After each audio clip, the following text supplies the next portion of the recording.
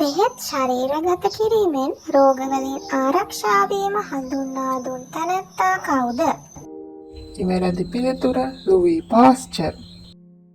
දෙවැනි ප්‍රශ්නය වරින් අඩුම වායුව කුමක්ද?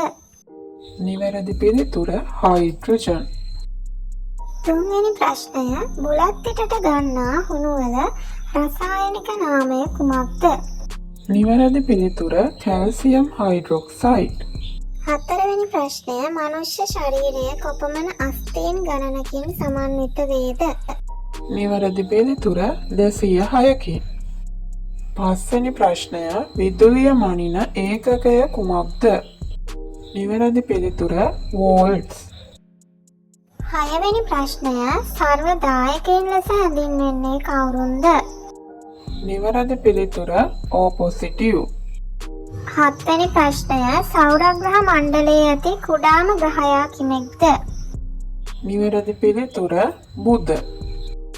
අටවෙනි ප්‍රශ්නය බේකින් සෝඩාවල රසායනික නාමය කුමක්ද? නිවැරදි පිළිතුර සෝඩියම් බයිකාබනේට්.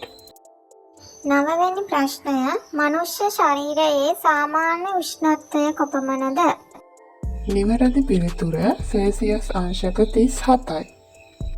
දහවෙනි ප්‍රශ්නය මුදවන ලද කිරි පරණ වූ විට ඇතිවන අම්ලය කුමක්ද?